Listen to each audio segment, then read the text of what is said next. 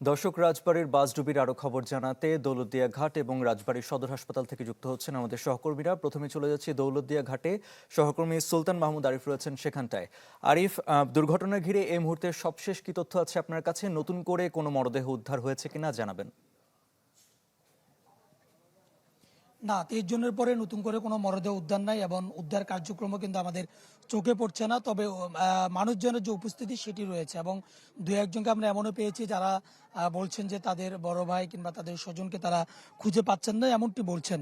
এবং বেলা বাড়ার সাথে সাথে ধীরে ধীরে দেখতে পাচ্ছেন যে দৌলতদিয়া যে ঘাট, ফেরিঘাট, এখানে মানুষজনের উপস্থিতি বাড়ছে এবং তারা আসলে এখানে নির্বিকার দৃষ্টিতে তারা তাকিয়ে আছে এবং এখানে আসলে কোনো রকম কেউ আবার একটু এদিক সেদিক তাকানোর চেষ্টা করছে যে কোনো রকম আসলে মরদেহ খুঁজে পাওয়া যায় কিনা বা দেখানো যায় কিনা। কিন্তু গতকালকে যখন বাসটি এখানে ডুবে গিয়েছিল তখন থেকেই ডুবুরি দল এবং আইনশৃঙ্খলা রক্ষাকারী বাহিনীর সদস্য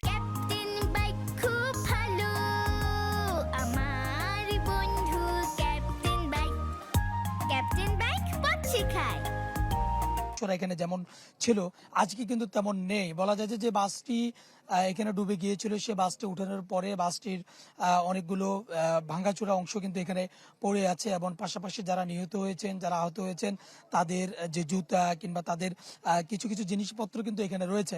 এবং এর বাইরে বলা যায় যে এখন পর্যন্ত বলা যায় যে গভীর রাত পর্যন্ত টোটাল 19 জনের মরদেহ উদ্ধার করা হয়েছে। তারপর ভোরের দিকে আরও 4 জনের মরদেহ উদ্ধার করা হয়। সব মিলিয়ে বলা যায় যে এখন পর্যন্ত 23 জনের মরদেহ উদ্ধার করা হয়েছে, যাদেরকে রাজবাড়ী যে মেডিকেল কলেজ এবং হসপিটাল রয়েছে সেখানে তাদেরকে নেওয়া হয় এবং নেওয়ার পরে এখন পর্যন্ত আমাদের কাছে যতটুকু তথ্য রয়েছে যে 15 জনকে তাদের পরিবারের কাছে হস্তান্তর করা হয়েছে। 15 জনের বেশি পরিবারের কাছে হস্তান্তর করা হয়েছে, বাকিদেরও শনাক্ত করা হয়েছে। তাদেরকে হস্তান্তরের যে প্রক্রিয়া সেটি কিন্তু চলমান রয়েছে। এবং অপরদিকে আসলে এখন পর্যন্ত আইনশৃঙ্খলা রক্ষাকারী বাহিনীর সদস্যদের পক্ষ থেকেও এটি বলা সম্ভব হয়নি যে যে বাসটি ছিল সে বাসটিতে আসলে যাত্রী সংখ্যা কত ছিল সেটি বলা সম্ভব হয়নি এবং আসলে এটি কেন কেন কেন এমন দুর্ঘটনা ঘটলো সেই তথ্য পর্যন্ত এখন পর্যন্ত নিশ্চিত নয়। ইতিমধ্যে সেই তথ্য উদ্ঘাটনের জন্য দুটি তদন্ত কমিশন গঠন করা হয়েছে। যেমনিভাবে আমাদেরকে নৌ পরিবহন যে প্রতিমন্ত্রী তিনি গতকাল রাতে এখানে এসে বলছেন যে দুটি তদন্ত কমিশন গঠন করা হয়েছে এবং কমিটি গঠন করা হয়েছে এবং পাশাপাশি ক্ষতিপূরণের এবং পুনর্বাসনের একটি বিষয়ে তিনি বলেছেন। এবং সব মিলিয়ে বলা যায় যে এখনকার পরিস্থিতি সম্পর্কে যেটা আপনি প্রথমে জানতে চেয়েছেন, এখন উদ্ধার কার্যক্রম নেই, মানুষজনের উপস্থিতি আছে এবং মরদেহ হস্তান্তরের যে প্রক্রিয়া সেটি হাসপাতাল থেকে চলমান রয়েছে। আরিফ, আপনাকে ধন্যবাদ। সহকর্মী সুমন বিশ্বাস রয়েছেন রাজবাড়ী সদর হাসপাতালে। সুমন, রাজবাড়ী হাসপাতালের এই মুহূর্তের কি চিত্র দেখছেন? অজ্ঞাত মরদেহগুলোর পরিচয় শনাক্ত হয়েছে কিনা? আরিফিন, প্রথমে বলে রাখি যে 23টি মরদেহ উদ্ধার হয়েছে, 23 জনেরই কিন্তু পরিচয় শনাক্ত হয়েছে।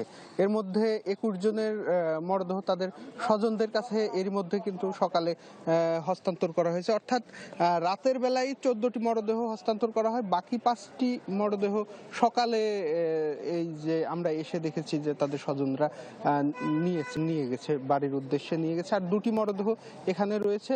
এর মধ্যে কিন্তু বাস চালকের মরদেহ রয়েছে। আমরা যেটি দেখলাম যে বাস চালকের মরদেহ উদ্ধার করা হয়েছে। আরেকটি বিষয় জানিয়ে রাখি, এই ঘটনায় কিন্তু রাতেই 2টি তদন্ত কমিটি গঠন করা হয়েছে।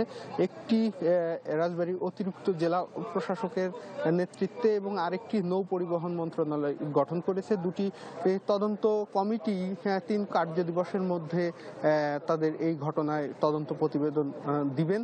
আর এখানকার যদি সদর হাসপাতালের পরিস্থিতি বলি, যে এখানে কিন্তু স্বজনদের এখন আর ভিড় নেই। মরদেহ নিয়ে তারা আসলে যার যার বাড়িতে চলে গেছে। 2টি মরদেহ এখানে রয়েছে, সে 2টিও হস্তান্তরের প্রক্রিয়া চলছে।